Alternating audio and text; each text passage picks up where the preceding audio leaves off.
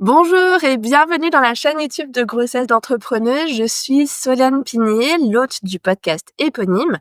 Avant toute chose, si le sujet de la grossesse en tant qu'entrepreneuse vous concerne parce que vous êtes en projet bébé ou même déjà enceinte, n'hésitez pas à vous abonner à cette chaîne, à activer les notifications aussi, comme ça vous serez tenu au courant dès que les prochaines vidéos seront publiées. Au fil des semaines, vous allez découvrir des histoires d'entrepreneuses qui nous partagent comment leurs grossesses ont impacté leur business. Mon intention, en fait, en faisant circuler ces retours d'expérience, c'est de vous permettre de faire des choix empouvoirés pour que la grossesse soit synonyme d'opportunité pour votre business. Vous allez découvrir ici un extrait, une pépite d'une de ces interviews. L'idée, en fait, avec ces vidéos plus courtes que le format podcast, c'est de vous proposer le meilleur du meilleur des échanges avec mes invités. Et puis, qui sait, ça vous donnera peut-être aussi l'envie d'écouter les interviews dans leur intégralité au format audio. Je vous en dis plus à la fin de la vidéo. Mais sans plus tarder, je vous laisse avec la pépite du jour. Alors, malheureusement pour moi, le dernier trimestre, il a été très compliqué. C'est quelques semaines avant mon accouchement, j'ai perdu mon frère aîné. Et donc, ça a été très soudain, extrêmement bouleversant. Et puis j'étais vraiment dans cette phase où je commençais à préparer mon accouchement, l'arrivée du bébé. Pour le coup, j'avais quasiment arrêté mes cours. Puis d'ailleurs, c'est drôle, il me restait un atelier à donner. C'était un atelier prénatal pour accompagner les femmes enceintes en yoga. Et puis j'ai dû annuler cet atelier que j'ai donné finalement que plus tard. Mais voilà, donc en fait, c'est arrivé à un moment où on rentre dans son petit nid et puis on se prépare pour l'arrivée de son premier enfant. Et pour moi, j'ai dû gérer malheureusement la préparation d'un enterrement en parallèle de fait de donner naissance à mon premier bébé. Donc ça a été très difficile, évidemment émotionnellement pour moi. Après, j'en retire une force aussi inouïe dans le sens où je pense que, enfin, parfois je me dis, mais si j'avais pas été enceinte, je pense que ça aurait été encore plus dur.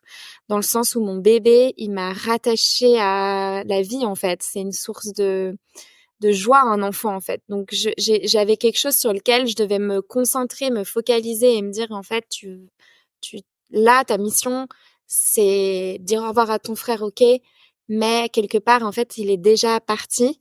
Mais il y a quelque chose qui arrive là, en fait. Donc, il faut concentre-toi sur cette énergie-là, sur le fait d'accueillir ton bébé, de mettre en place des choses pour que ça se passe bien. J'étais persuadée que j'allais faire une dépression postpartum parce que, quand même, j'avais eu une grossesse émotionnellement, mais entre le trauma, le décès de mon frère et tout, je me suis dit, ouh, ça va être pour moi donc j'étais très prête, en me disant, allez, c'est bon, je m'autorise à être déprimée. Enfin, je savais pas trop à quoi m'attendre, mais j'étais persuadée que ça allait m'arriver. Au final, ça m'est arrivé, mais 1 an plus tard, à l'anniversaire de la mort de mon frère, 1 an plus tard.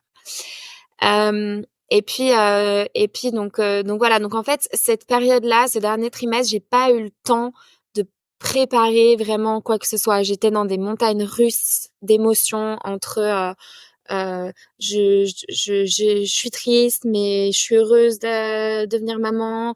Je dois mettre au monde mon enfant, mais je dois dire au revoir à mon frère. Enfin, ça a été vraiment presque une schizophrénie émotionnelle en fait, de passer d'émotions aussi fortes à l'autre. Ça a été très très difficile.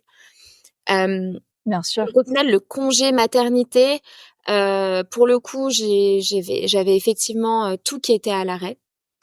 Pendant ma grossesse, j'avais lancé un nouveau projet qui sont les Baby Break Retreats, les week-ends bien-être pour maman, qui sont pas forcément des week-ends que yoga, mais vraiment qu'on a designé avec mon amie Octavie qui est chef nomade pour penser des séjours courts sur mesure, se retrouver entre mamans, lâcher prise, se reconnecter à la femme, etc. Enfin, on a vraiment développé ce concept-là pendant en fait l'idée est venue juste avant, on va dire, ma grossesse. Puis on a vraiment monté le concept pendant ma grossesse. Et puis le premier week-end, c'était quelques semaines après mon accouchement, donc j'ai pas pu y aller.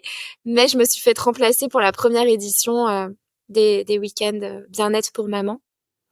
Donc voilà. Donc à part ça, sur lequel j'ai quand même un peu travaillé pendant mon congé maternité pour organiser ce week-end-là, etc. J'ai pas donné de cours. J'ai fait ma pratique un peu à moi pour essayer de prendre soin de moi et de reprendre doucement.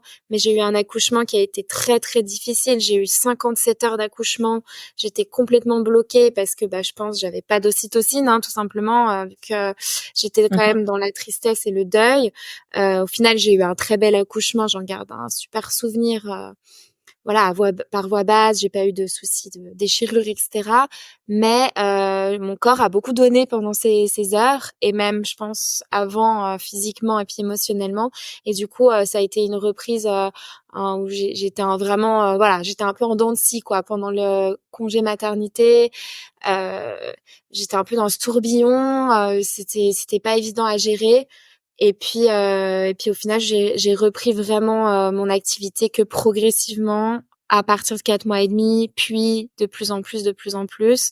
Mais je peux dire officiellement que je me sens de retour à quasiment 100%, parce que je garde quand même le vendredi pour passer la journée entièrement avec mon fils, que depuis septembre de cette année. Donc en fait, quasiment 1 an et 4 mois après avoir donné naissance. Septembre 2024, ouais. Septembre 2024, et j'ai donné naissance le 18 avril 2023. Voilà. Après, ça a été aussi un choix que la première année de m'occuper de mon fils beaucoup. Donc vu qu'on n'avait pas de solution de garde à la crèche, j'avais cette nounou qui venait, qui me permettait d'aller donner mes cours. Et le reste du temps, je m'occupais de mon fils. Et puis finalement, mes retraites de yoga, je les organisais un peu par-ci, par-là, le soir, quand il me restait 1 heure ou 2 pendant les siestes.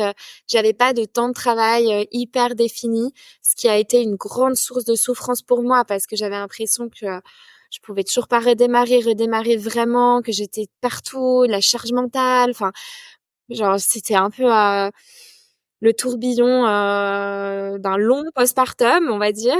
Mais voilà, avec aussi un peu ce truc de j'osais pas me plaindre, parce que je me disais toutes les femmes rêveraient de pouvoir s'occuper autant de leur enfant et de pas avoir entre guillemets l'obligation de retourner au travail etc. Et donc en gros, tais-toi et puis sois contente, quoi. Et en fait, je me suis rendu compte que c'était difficile pour quelqu'un comme moi qui a besoin d'être dehors, quoi, d'être dehors de la maison, de créer du lien à l'extérieur, de retrouver une vie sociale, professionnelle, de lancer ses projets. J'aime mon fils plus que tout au monde, mais c'est pas la personne qui m'épanouit le plus intellectuellement parlant, surtout la première année. Bon, c'est clair. On le sait, c'est pas forcément... Donc ça a été très dur, et c'est pour ça que je pense aussi que j'ai fait cette petite dépression postpartum, donc qui a pas été diagnostiquée officiellement, où j'ai pas eu de traitement. Enfin, j'ai eu quand même quelques phases un peu d'anxiolytique parce que j'arrivais plus à dormir et tout, donc j'ai quand même eu quelques semaines voilà, où je me suis fait aider. Mais sinon, c'était juste que j'ai réalisé avec le travail que j'ai fait avec une psy, parce qu'à partir du moment du décès de mon frère, j'ai vu quelqu'un quand même qui m'a énormément aidée pendant 1 an et demi, et qui m'aide encore maintenant, où je suis accompagnée sur ça. Et puis du coup, voilà, on a identifié qu'effectivement, ces petites périodes-là qui a duré 1 ou 2 mois, j'étais vraiment dans le dur, vraiment, c'est le cas de le dire, parce que j'arrivais pas à formuler à haute voix que j'avais besoin de reprendre vraiment mon activité, de créer mes projets, de retrouver ma vie, quoi, d'indépendante, d'entrepreneuse, et que je me sentais un peu coincée dans la peau de la maman à la maison avec toute la charge mentale et puis un peu les tâches ménagères, etc. Et c'était très difficile pour moi d'accepter ce retour, en fait. Donc ça a mis du temps, finalement. Ouais. Si cette pépite vous inspire, n'hésitez pas à écouter l'interview dans son intégralité sur le podcast donc Grossesse d'entrepreneuse. Pour ça, il y a plusieurs options. Vous pouvez l'écouter directement depuis une application de podcast sur votre téléphone, par exemple Apple Podcast ou Spotify. Je vous mets le QR code à l'écran pour que ce soit facile à retrouver. Il suffit de scanner avec votre téléphone et puis comme ça, voilà, ça s'affiche directement.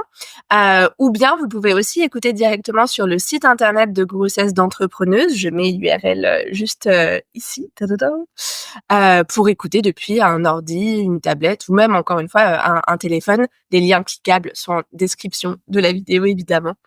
Voilà pour aujourd'hui et puis à une prochaine pour une nouvelle pépite de Grossesse d'entrepreneuse.